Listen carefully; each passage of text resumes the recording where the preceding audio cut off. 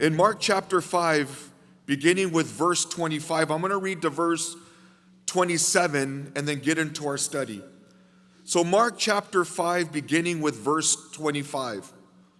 Now a certain woman had a flow of blood for 12 years and had suffered many things from many physicians. She had spent all that she had and was no better, but rather grew worse. When she heard about Jesus, she came behind him in the crowd and touched his garment. Have any of you, has anybody in here ever felt hopelessness or despair? That dark place that regardless of what we do, it just seems to get worse. Many of us in a lot of ways can relate to this woman for so many reasons, not because necessarily a flow of blood, but circumstances in our lives that seem to be vastly different. We don't have to walk in her shoes to realize that all of us share her path. Many of us can relate to this nameless woman because we too have dealt with many different things in our entire adult life. We've been to doctors. We've endured tests and procedures and trusted advice of physicians. And we didn't always end up better off, and sometimes it felt like our wallets were even shrinking. I feel a connection to this woman in a lot of ways, because it's in the dark night when everything feels overwhelming. I like to think about her life-changing encounter with Jesus. Her story gives us hope. And so in verse 25, the writer Mark introduces us to this woman as a certain woman. This woman is nameless. She's kind of obscure. There's really no mention of her again in the Bible other than the Gospels of Matthew, Mark, and Luke.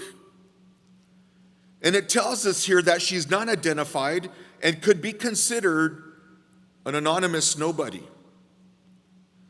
You know, oftentimes in my life, going through difficult trials, going through difficult times, I've often felt insignificant. I felt through the circumstances that I have gone through that oftentimes in my life I felt less confident. I felt very insignificant. And here the Bible only describes her as a certain woman. We are told here in verse 25 that she had a flow of blood for 12 years. Now it's interesting that Mark uses the word flow. That word flow indicates that this was a hemorrhage, and it was an outpouring of blood. And for all you women that are in here would relate to this in some ways, I think monthly. And we see here that this hemorrhaging came from the area where women would experience their menstrual cycles. And we really don't need a further explanation to describe how painful or how difficult this would be. And imagine with me here that this hemorrhaging of blood, this outpouring, this flow of blood would be continuous for 12 years. The writer Mark doesn't give us an indication of how frequently, but it gives us a duration of 12 years. In the Greek, if for you Greek students, 12 years in the Greek means 12 years. But imagine the difficulties that she had. The loss of blood made her highly anemic. When we look at it from the physical attributes, it made her highly anemic, which would indicate that her blood pressure was often very low, and oftentimes it would cause possible organ failure. Her problems are much greater than this physical aspect. She suffered many humiliations at the hands of doctors who had really no effective remedy. A recent study that I was looking up how blood loss and anemia, how that affects our body not only physically, but mentally. A recent study indicates that there's a relationship between anemia, depression, anxiety, and suicide. It feels like one challenge always leads to another. Sometimes we think we got a beat on things, and then we're hit with that other wave. Sometimes we get news from a doctor that is not favorable. Sometimes we are in a relationship, and maybe it's not a flow of blood for 12 years, but maybe it's harboring bitterness. Maybe it's harboring anger or unforgiveness. And the more we try to outwork these things by seeking solutions to get a hold of these things, there's oftentimes it seems to get worse and worse. And this is what this woman was experiencing. It tells us in verse 26 that she suffered many things from the physicians.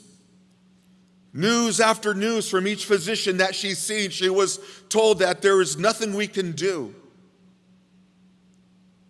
She spent all of her money trying to figure out what remedy and what help we can get. And there was none. I don't know if we've ever been in a situation like that when we've been in such despair and hopelessness that the news seems to get worse and worse. It seems that anything that we do is just hitting a wall. And for 12 years, this woman suffered a flow of blood. It's interesting that Mark is pretty blunt about the ineffectiveness of doctors and the futility of their methods. Luke, the physician, gives us insight in Luke chapter 8, verse 43. It says, "Now a woman having a flow of blood for 12 years had spent all her livelihood on physicians and could not be healed by any." Mark's goal here was not to discount the medical profession of that day, but it's to magnify the greater healing resources there are in Jesus. Treatments by the doctor have been counterproductive, has not led to healing, and it tells us here that it made things worse. Not only did it make things worse, but you see the word in verse 26, there is a qualitative word that says, and it grew worse. Her condition was not getting any better, but was growing worse and worse by the time. But there's a more serious problem that we see here that goes beyond the physical. When we look at verses 27 and on, it tells us here that when she heard about Jesus, she came behind him in the crowd and touched his garment. What's interesting here, and we don't really look to it right away, if we take a look and really carefully go through this, we will see something interesting about this woman. Typically, anybody that would approach Jesus would approach him from the front. But Mark makes it clear that she approaches Jesus from the back. And that tells us and it alludes to us that there is a greater problem than just the physical. But notice first that it says here that when she heard about Jesus, the word heard about in the original language tells us that it's been reported. She knew, she had heard that the things that Jesus has already done. And it's interesting that Mark tells us here in Mark chapter 1 that a leper was healed. In Mark chapter 2, it tells us that Jesus heals a paralytic. And in Mark chapter 5, earlier in this chapter, it tells us that Jesus heals and casts out a demon-possessed man. Mark chapter 3, verse 10 says, "For he healed many so that many had afflictions pressed about him just to touch him." She had heard all the wonderful things about Jesus. And in her desperation and in her pain, she now pursues him. Have you ever been in a situation where you're so desperate that we've turned to other things? We've turned to other people.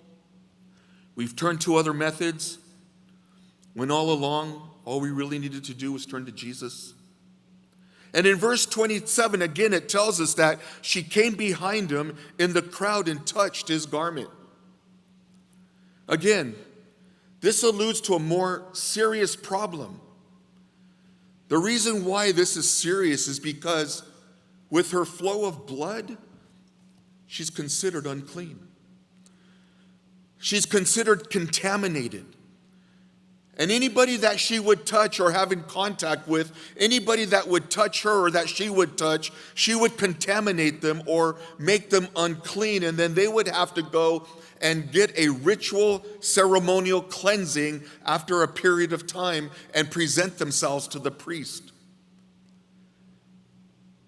And so the problem is that anybody or anything that she would touch, she would contaminate. Usually we see in the Bible that those coming to Jesus, again, come to him facing him, but she tries to come behind him because she's trying to avoid being seen or even seen going through the crowd. She can hide this way. Again, because of her bleeding, she was considered contaminated according to the Old Testament.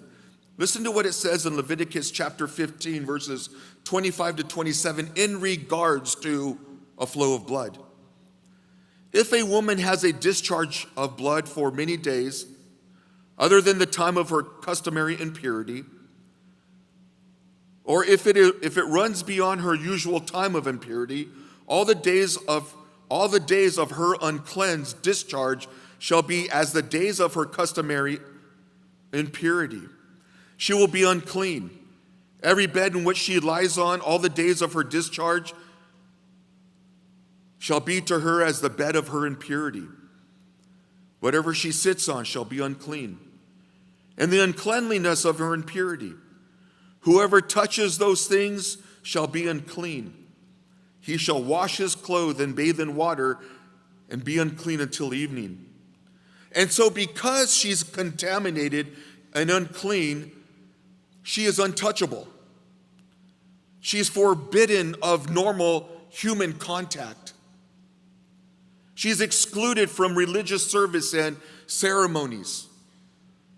But even at a greater scale that has more impact, it's almost certain that if she was married, she's now divorced. She's separated from family, separated from loved ones. If she had any children, there is definitely no contact. Matter of fact, she wouldn't even be allowed to be in the city, because anybody who's impure had to be out of the community. She had no contact with her loved ones from friends, and she's forced to live outside because she is contaminated. So this woman had 12 years of no hugs, no kisses, no children running up to her and hugging her, no handshakes, no shared meals, no pats on the back. And she couldn't go out into public or couldn't get together with other women. And she couldn't even venture out to worship at the temple. Nothing. For 12 years. You know, really, I don't care how strong we think we are.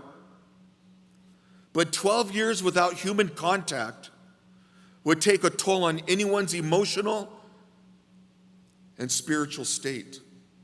We think of COVID. Those times where we had to be separated from people. The times that we had to separate from loved ones. We couldn't even gather here at the church. And that took a toll on a lot of people. Suicide went up, depression went up, anxiety went up. You know, during COVID, I was sitting on the couch and I noticed this lady sitting next to me. And I'm like, who in the world are you? She says, I'm your wife. We were forced to spend time together. But we noticed even in that time frame how difficult it was for many because we were not able to have contact with one another. We were designed to fellowship. We were designed to be with one another, with loved ones. And here this woman for 12 years had no contact with anyone. Her desperation. She's alone. Doctors have failed her. She's broke and all alone, and she hears of Jesus. And in desperation, it tells us here in verse 27 that she touched his garment. Trying to hide behind the crowd, she walks up to him or pushes through whatever, and she comes behind him and touches him. The word touched here in the original language means that she literally clinged to Jesus. She grasped onto it. I love what it says in Matthew chapter 11, verse 28. Come to me, all you who labor and are heavy laden, and I will give you rest. When we look at verses 28 to 30, look what it says here. For she said, if I only may touch his clothes, I shall be made well. Immediately the fountain of her blood was dried up, and she felt in her body that she was healed of the affliction. And Jesus immediately, knowing in himself that the power had gone out of him, turned around in the crowd and said, who touched my clothes? This is amazing. The faith of this woman, in her most desperate time and probably her most darkest hour, she reaches out to Jesus. She knew that all she had to do was touch his clothes. She knew that all it would take was to touch his clothes and she would be made well. She would be healed. This demonstrates that she may have understood a little bit of the Old Testament. Because when you look at Malachi chapter 4, verse 2, it says, but to you who fear my name, the Son of Righteousness shall arise with healings in his wings. And you shall go out and grow fat like stall-fed calves. I mean, I took to that verse really well, you guys. But it tells us here, healing in his wings. When you look at more of the Jewish rabbi, you would see that the healing in his wings would be on the tassels of a Jewish rabbi. Oftentimes, when a Jewish rabbi would wear his garb or his talit, on the robe they would have tassels or strings that would be attached to the corner of the garment. And it was a reminder for the people to follow the laws and the commandments of the law. And she understood that in the wings there's healing in the wings. Numbers refers to this in Numbers chapter 15, 37 to 40. It says, the Lord said to Moses, speak to the people of Israel and tell them to make tassels on the corners of their garments throughout their generations, and to put a cord of blue on the tassel of each corner. And it shall be a tassel for you to look on, and remember the commandments of the Lord to do them, and be holy as your God, as your God, to your God. Deuteronomy chapter 22, verse 12 says, you shall make yourselves tassels on the four corners of the garment which you cover yourself. She knew that in Jesus, all she had to do was reach and touch these tassels, and that she would be made well. She let nothing stand in her way as she pushed through the crowd and came to Jesus. You know, she could have used a number of different excuses. She could have said, well, I'm not important enough to approach Jesus for help, so look, he's going to go with Jairus and heal his daughter, and so I'm not important enough, so I won't even bother him now. Or she could have argued that nothing else had helped her, so why even try? Or she might have concluded that this wasn't the right time to come to Jesus as a last resort. It was not right to come to Jesus as his last resort. And so, you know what? After visiting all those physicians, I'm not going to even bother Jesus. However, she laid all aside arguments. She laid all aside excuses. And she came by faith to Jesus. What kind of faith does she have? Yes, it was weak. It was very timid and perhaps somewhat superstitious. But when you look at Hebrews chapter 11, verse 6, it says, "But without faith it is impossible to please him. For he who comes to God must believe that he is, and that he is a rewarder of those who diligently seek him." She kept saying to herself here, and we see this in verse 28, if I only may touch his clothes, I should be made well. This woman, desperate for health and restoration, for a normal life, hears about Jesus.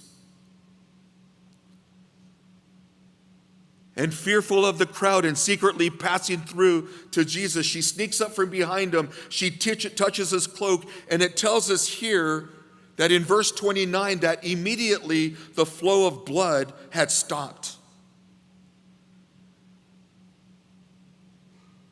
Do we reach out to Jesus in those most difficult times in our lives? Or do we fill our minds and our hearts with excuses? You know what, Lord, I'll come to you tomorrow. Today I'm busy. Or in those desperate, dark times, do we have the faith to cry out to Jesus? Do we have the faith to come and touch his garment? Because all we need in our lives is the touch of Jesus. We don't need anything else. We need to touch him. And it tells us, and apparently there's some physical sensation that indicates her bleeding had stopped, because the way that the healing is reported, look what it says again in verse 29, that immediately the fountain of blood was dried up and she felt in her body. Without a doubt, Jesus brought healing to her. It tells us that this fountain of blood was dried out, and this is a great indication and a great description of insight of how much she was bleeding, as Mark is referring to this as a fountain, literally a spring. And instantaneously the blood flow stopped, and she felt that she was healed of the bleeding. We would think that her presenting problem, she's healed. We would think that all of this is taken care of now. Now she can return to a normal life. But all other problems, those that may not have contributed to the flow of blood, what about those feelings of self-worth, insignificance, humiliation? What about those things? Those things were still there. Her loneliness, her social rejection, the inner damage resulting from 12 years of shame and humiliation, 12 years with no touch of a human, 12 years without hugging her kids if she had children, 12 years of being lonely, despair, and desperate. 12 years. But there's even a greater danger involved here. If she touches a rabbi, as she does here with Jesus, and she is contaminated or unclean, she would contaminate the rabbi, and she would be executed. We have read about her experience of physical healing, and now the focus shifts to Jesus' experience with her. Look what it says in verse 30 to 32. And immediately knowing in himself that the power had gone out of him, turned around in the crowd and said, "Who touched my clothes?" But his disciples said to him, "You see the multitude thronging you, and you ask, and you say, 'Who touched me?'" And he looked around to see her who had done this thing. You know what's interesting about this here is that Jesus is aware that his healing power had gone out of him. It flowed out of him, just as a woman knows that it flowed into her. He knew within himself that the healing power had gone out, and he turns around to face her. Imagine what she felt. If you can picture in her mind's eye that all this crowd is thronging against Jesus, and she comes behind him, and she's taken the dangerous risk of contaminating a rabbi. She grabs the tassels of his garment. The flow of blood immediately dries up. Jesus turns around and says to her, "Who touched me?" Now, I don't know what the tone would be, but it was enough for her to come in fear and trembling. But the amazing thing about our Jesus is that not only was he providing physical healing to her, he was restoring her spiritually and publicly to the people. This is what I love about our Jesus. When he brings restoration and healing in our lives, there's no doubt about the work that he's done, and he wants to make us completely whole. And Jesus stopped and asked, "Who touched me?" Can you imagine the fear of this woman? All the attention now is drawn to her.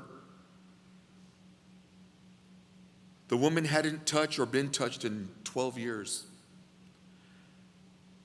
And what I love about this is that Jesus is reflecting what the Father in heaven instructed him to do. When we look at John chapter 5, 19 to 20, it says, "Then Jesus said to them, 'Most assuredly I say to you, the Son can do nothing of himself, but what he sees the Father do.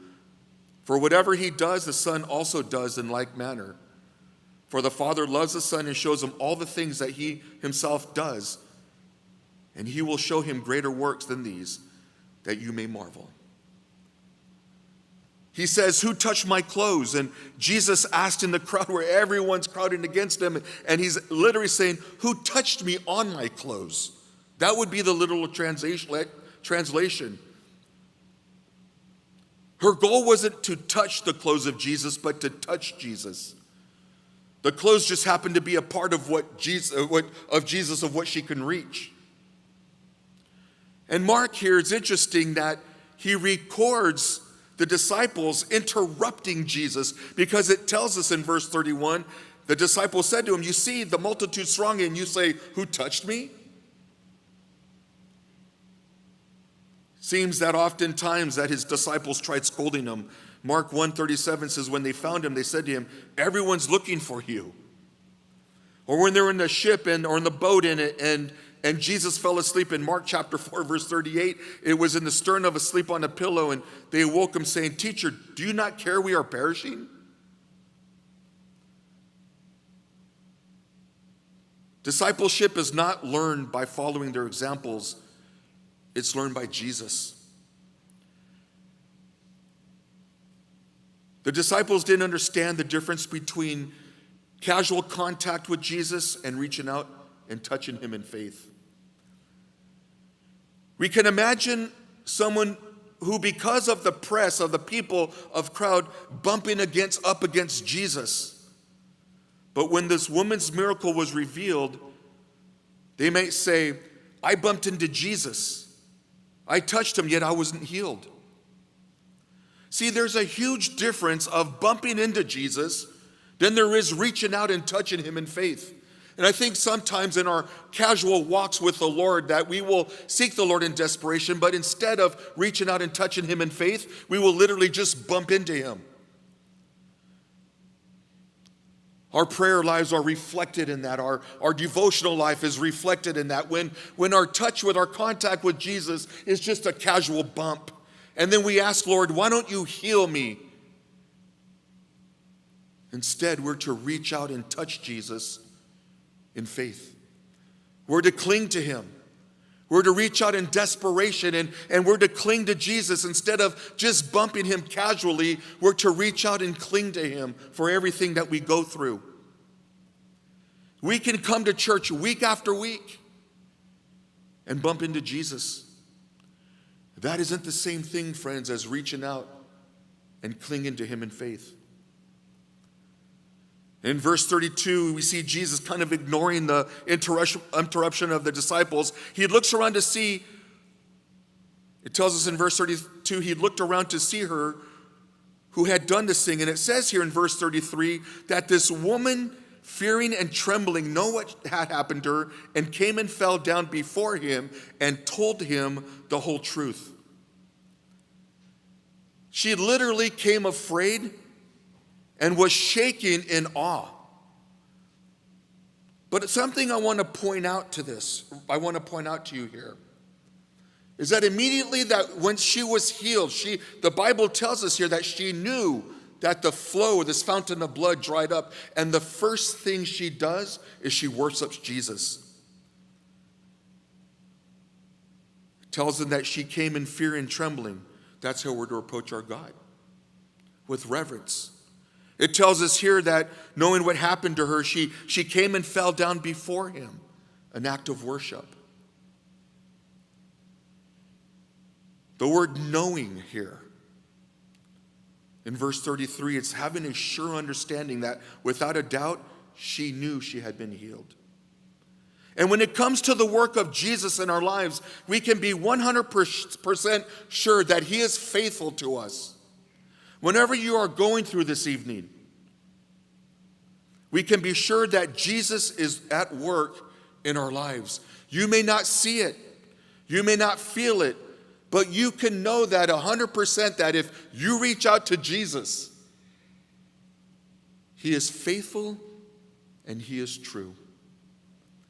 He has a track record of being undefeated. But do we have the faith to reach out to him?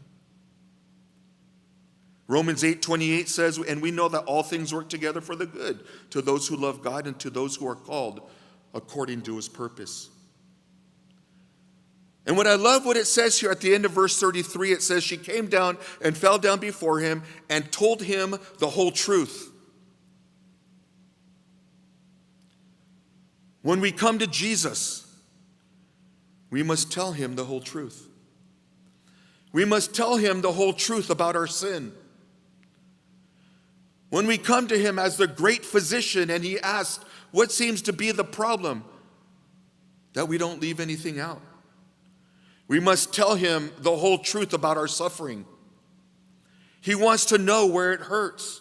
He wants to know where our pain is at. He wants to know what we're struggling through, what we're going against.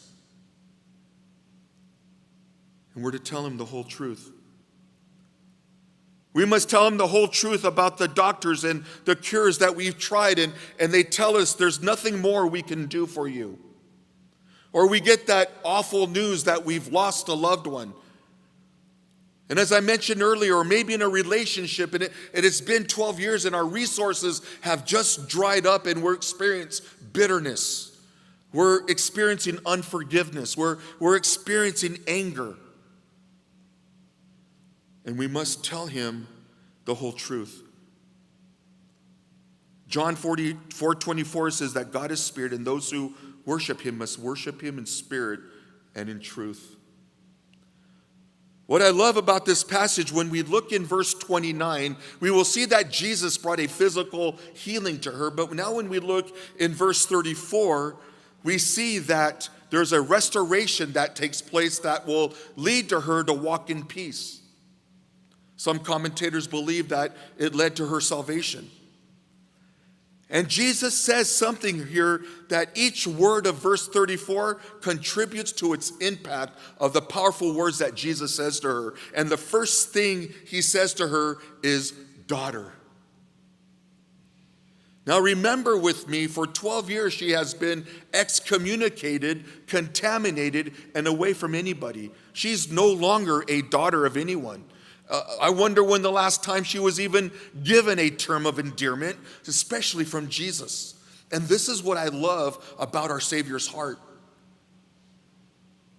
He knew how to respond to her. And he says, daughter.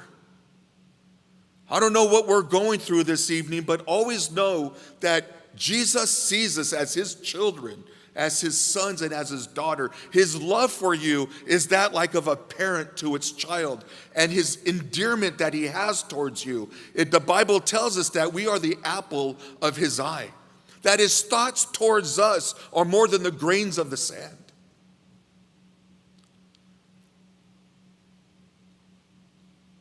And oftentimes when we're going such dire circumstances, when the pain is dark, it's lonely, he will reach out and say, son, daughter. It's acceptance, a relationship.